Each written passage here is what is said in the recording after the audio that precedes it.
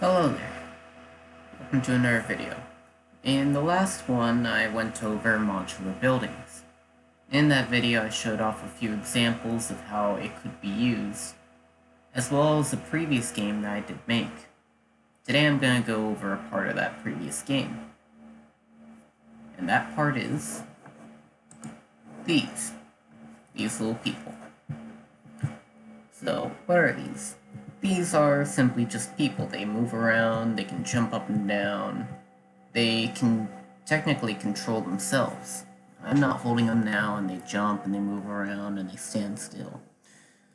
Then there's anywhere they can move as long as it is on this red block here with the black outline.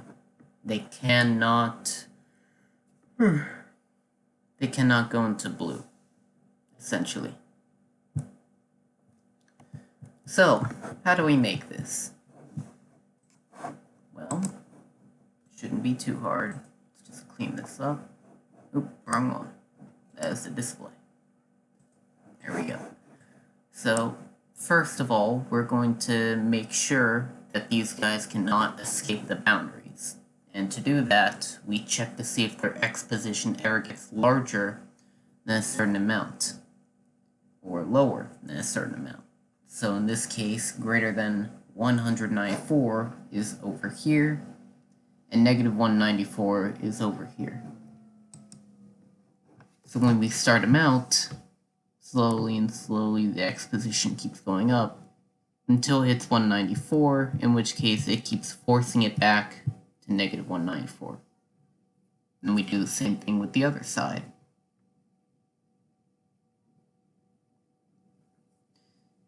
And same thing, goes back to 194.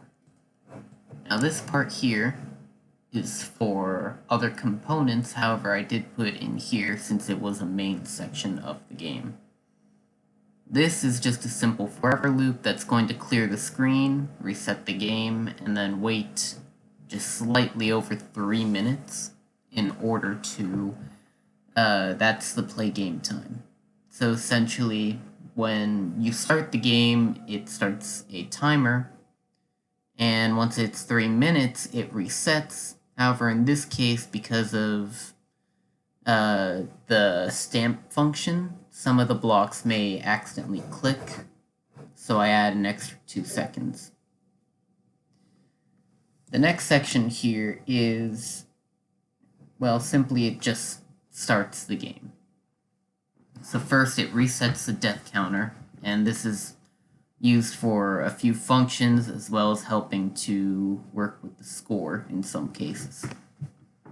It hides, and then it goes to the center of the screen. And by center I mean x equals 0, and then the y that's just above here.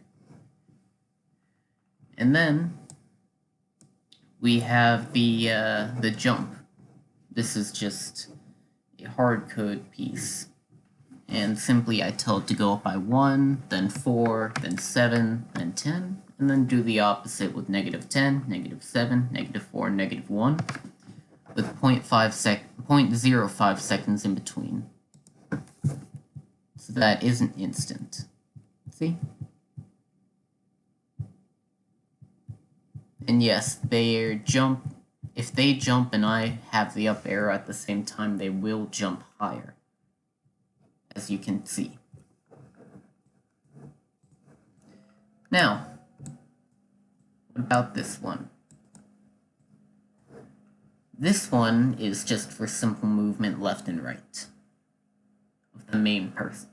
So I tell it to move left or right based off of this. If the left arrow is pressed, it will go left between a random amount between negative 1 and negative 2.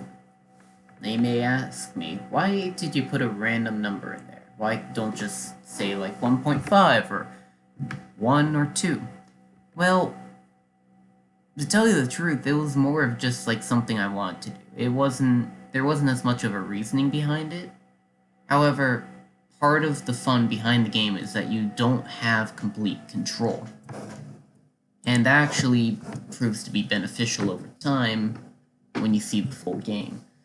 So as you can see, some of them are slightly faster in a sense than others, and some of them branch out, like the guy over here who just stopped. Yeah, like some of these guys are slightly more ahead.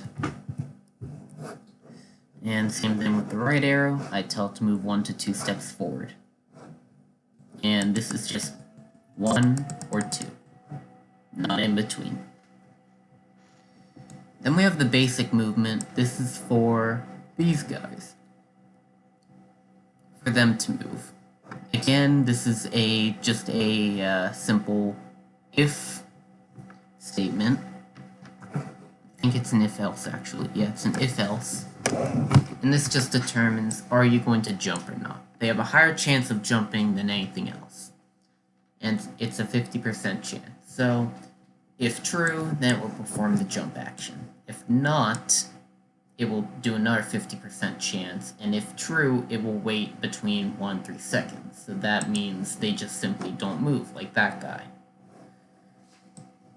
Now, if that one fails, it goes to here, it does another 50% chance, and then it repeats this between 1 and 20 times, in which it's just going to move randomly between 1 and 2 steps, and back. However, if it's touching the blue color, it will move the opposite direction. And then, if that fails, it does the exact same thing, but the opposite. So essentially, this just determines, are you going to go left or right? And then if it touches blue, it will force itself the other direction. The next part is the left arrow pressed. This is actually for clone movement. This is for the complete movement of all the clones at once. So currently I have 35 clones. And when I run it, I'm pressing the left and right keys. And you can see all of them move at once. That is because of this section. So if the left arrow is pressed, they move -1 and -2 steps. If the right arrow is pressed, they move 1 to 2 steps. And then this one is the exact same thing as the one up top here, except now it's just for the clones. So if the X position goes larger than 194, it will reset back to 194. If not, it will do nothing. However, if the X position gets smaller than 194, that will go ahead and reset that. Yeah, I don't want to. And then I have this advanced movement. Now, to tell you the truth, I wasn't sure if this actually made a difference. I'm not sure if it does, however, I did still include it. In this case, it has a higher chance of not moving, and it just does a 50% chance for that. And then it'll do another 50% chance for the jumping. And if that fails, it will go ahead and do the jump. Oh, my bad. I didn't notice that, but when it does this, it's going, if this is true, it will perform the jump and then move left until it hits blue, and then move right if it does hit blue. And then same thing for here, it jumps, but this time it's going to move right until it hits blue, the loop runs out, or if it does hit blue, it'll move left.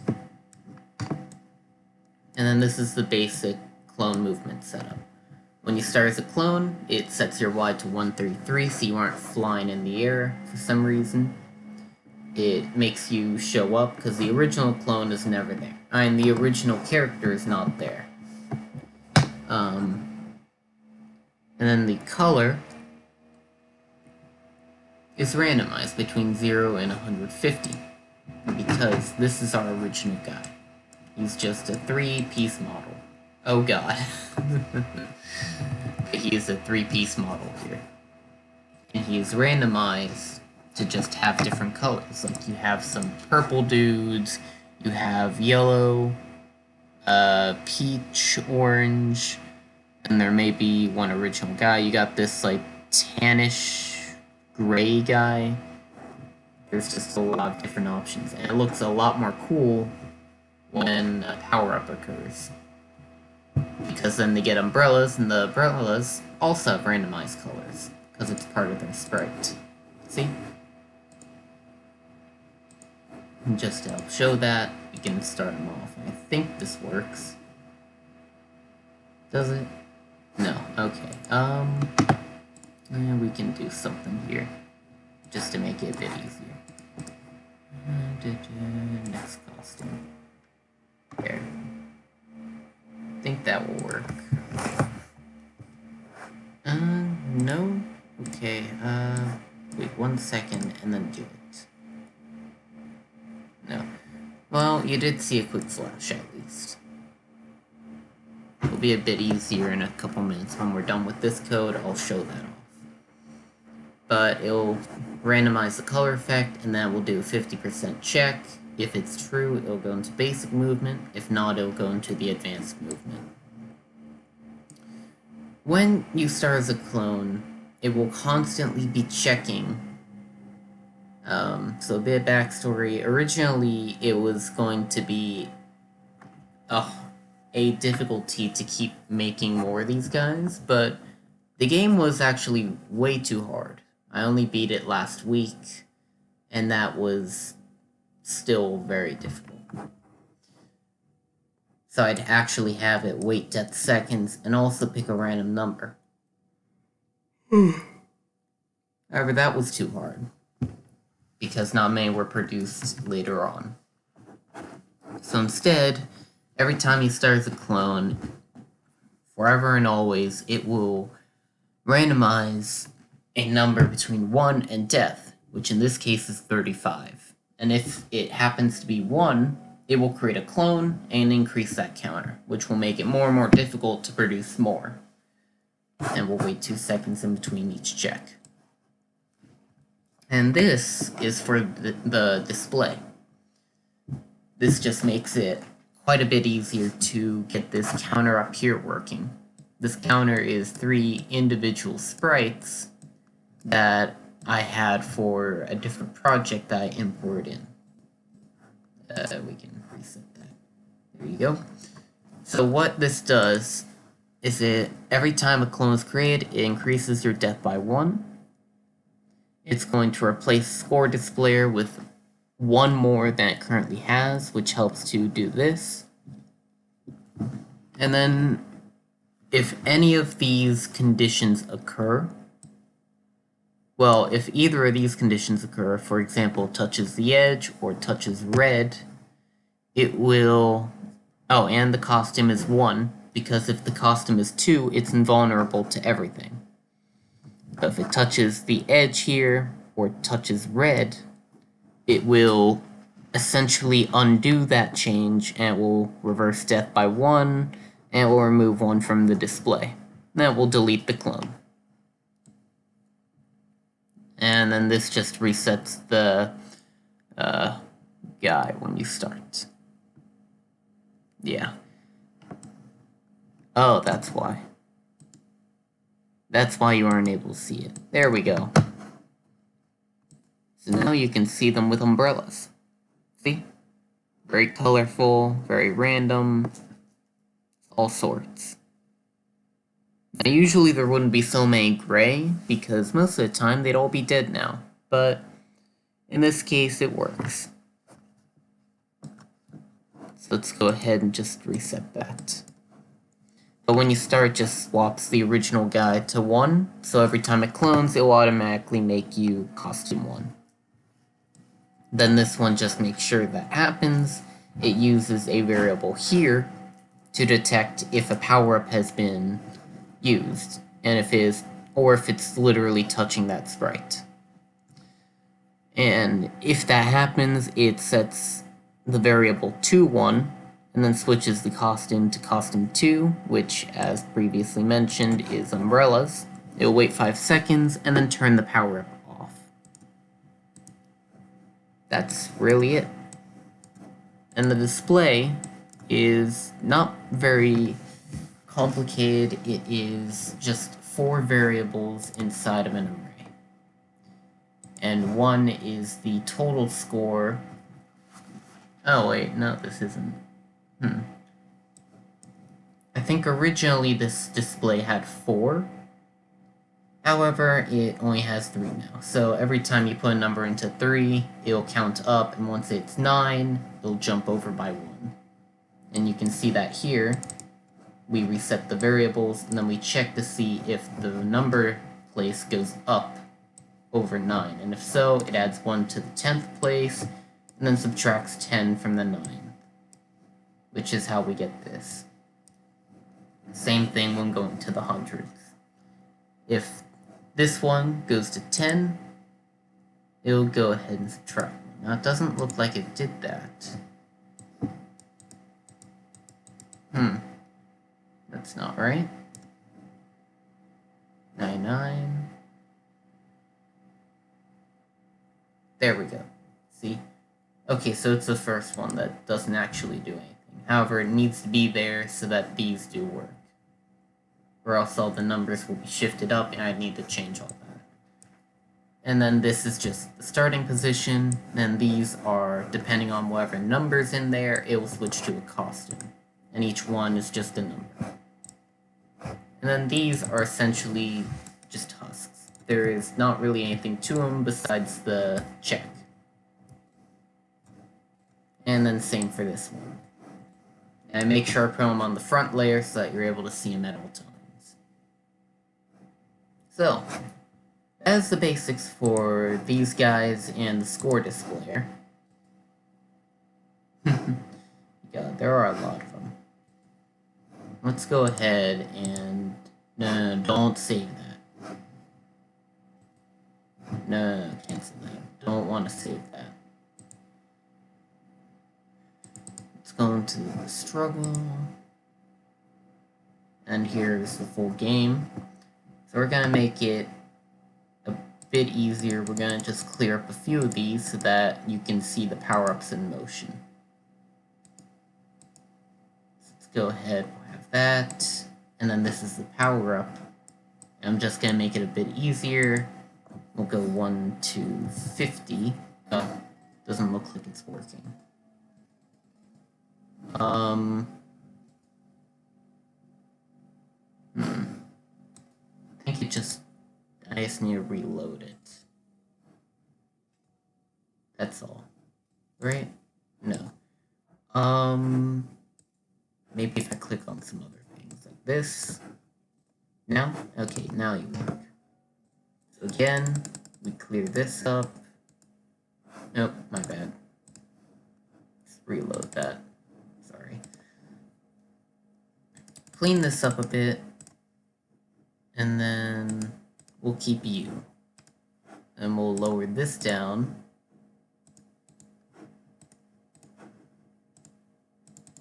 Again. Well, that's fine. You know, we can just do 1 to 10. Thank God the default still works. I don't know why that happens. Probably because it thinks I clicked on some other stuff.